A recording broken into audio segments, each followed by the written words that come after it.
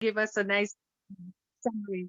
So, hi, this is Elizabeth Brewington. We've had quite a day today. We are focusing on our author collective. We are building our list for the month of October, and it is the month that we want to know more about be more mental awareness, self empowerment, self confidence. We started this session with our sponsor, Sharon Lynn Fordham, and she's an author of 5 amazing books that help children with empowerment, self-confidence. And we did Billy the Bully today, and I'll make sure that you have the link to the videos as well as where you can get the book collection. My next speaker is Mary. And she's written a book, Bubbles, Balloons, and Birds. And she is a social worker, and she comes from, I think, Columbia School of Social Work. She did her MSW. And Mary, tell us about the book and tell us a little bit more about yourself. And welcome, welcome, welcome. Thank you for having me. I feel nervous. um, so actually, it's funny. I am a social worker, and I have a group practice. It's called the Empowerment Opportunity. It's the name of my therapy practice. So speaking of empowerment, I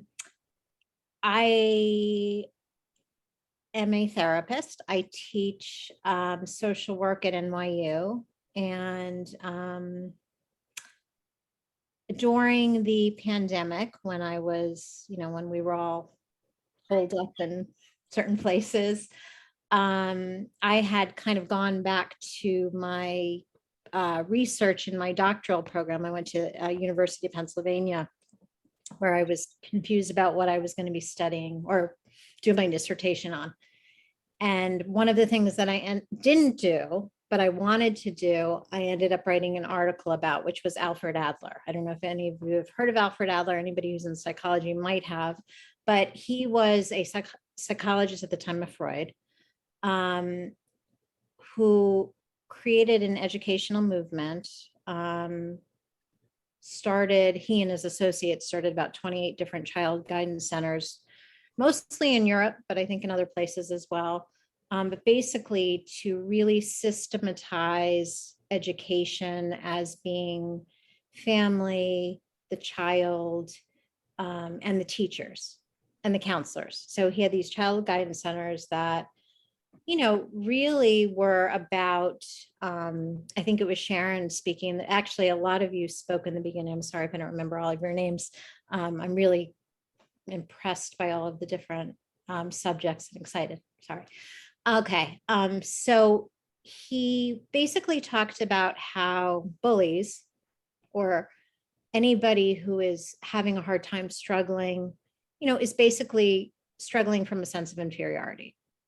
And if these these feelings of inferiority are not corrected, they are going to end up, in various ways, either committing suicide, being bullies. I mean, just not great outcomes. And so his whole goal was to basically try to empower parents and teachers to raise children so that they could feel empowered, so that they could feel valued as who they are. So it's in some ways, it's very simplistic, but in other ways, what he did was, again, create an educational movement, which was shut down by Nazi Germany. And so I had written an article for the Clinical Social Work Journal about revitalizing his work, which was a lovely article, took a long time.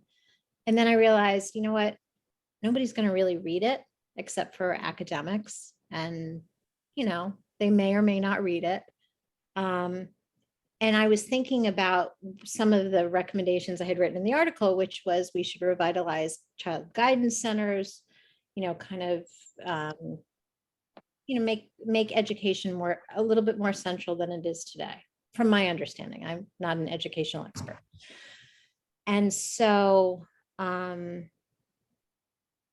so one of my recommendations was, we want to reach children and parents. And so how do you reach children's parents? The only way I could think to do it was to write a children's book.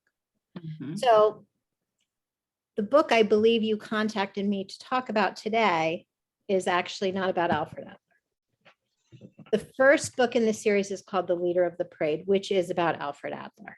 And that's the book that's actually published and is on Amazon and Barnes and Nobles. And I can't really entwine them. So the first book is Alfred Adler. It talks to parents and teachers about a little bit about his theory. And then Alfred Adler, the cartoon, takes the kids, a diverse group of children from different places, on a field trip. And they talk about the cosmos and what does the cosmos mean? What does it look like? And they all have like different ideas about what the cosmos is and how we're all interconnected. So that's the first book. The book, though, that I believe I was asked to speak about today is Bubbles, Balloons, and Birds, which is the second book. It is not out yet. And actually, if I can pull it, am I allowed? Yes, yes, you are. I probably have to do something here to. Go ahead. Oh, I'll just have to share my screen. Okay, I can do that. Let's see. Where did it go? Where's my PowerPoint? Sorry. Okay. So, all right. So what I'm intending to do is a self-reflective series for kids and parents, caregivers, teachers, anybody who's interested, counselors, but anybody who works with kids. And my intent is to do something old and something new. So my series is about different theorists who I believe had very good ideas and introduce it into this era. Take what was and also combine it, because a lot of the theories get lost. They don't get attributed to the right person. Alfred Adler is one person who didn't. So this is my mock cover of Bubbles, Balloons, and Birds, which I did today. It's a fun tool to help kids cope with trauma. And so the mock cover, just because the designers couldn't get it to me in time. So I wanted to be able to show you something. So this is Dr. Pierre Genet.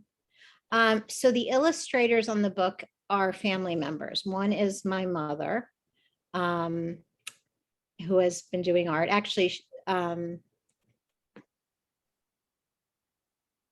she's not. So the cover is myself and another 11-year, she's now 12, a 12-year-old family member who did all of the characters in the book. So including Pierre Genet. And then going back, this is the cover of The Leader of the Parade, which is out. And that's Dr. Alfred Adler. The characters in the book, the animals are named. These are the, they go to a farm sanctuary in the Leader of the Parade book. The cow is integrity. The goat is kindness. The rabbits are peace and justice. Social interest is the horse. Rooster is called truth. Inclusion and courage are the pigs. So just to introduce you to some of the characters in the first book. I'm not going to read you this because but I don't know. I put it in here because I wasn't sure where it was going to go. But this is a page from the book, and the kids write a story together after they go on this field trip. And they talk about the cosmos. I will read you this one because I think probably this is shorter.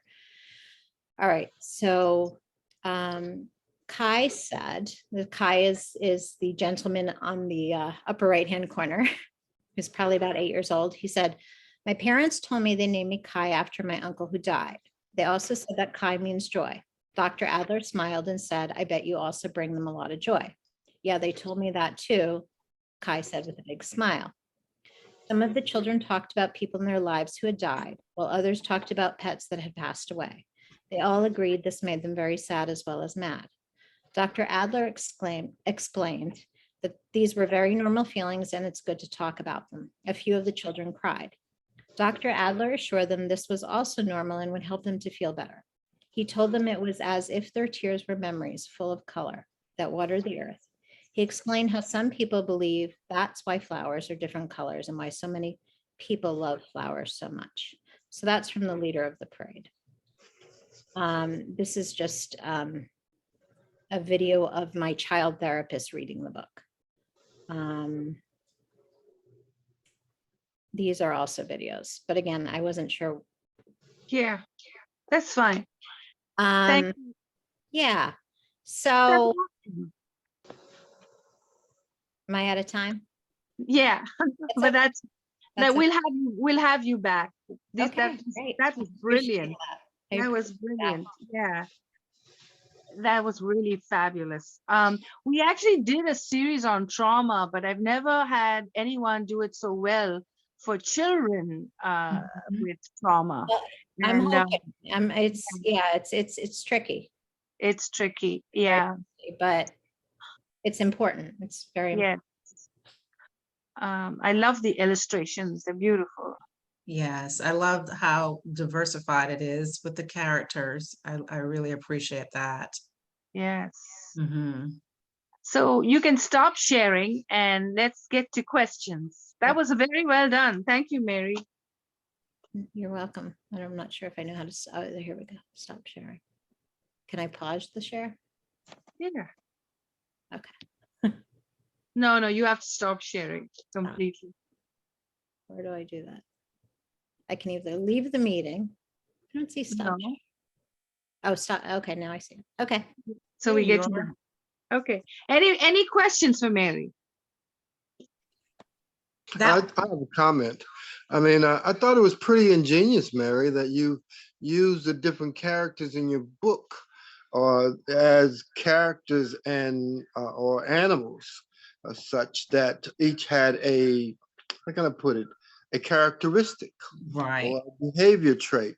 That was quite brilliant how you did that, and how each can commingle or be involved in every person's life in a very unique way, or the absence thereof. And so I can't wait to get a copy. And sounds like you're still in the process of putting the finishing touches on the book. And On the second, the first book is available, but okay, the second book. very good, very good. Okay, Thank so let you. me stop recording and then I'm going to go over to Elton.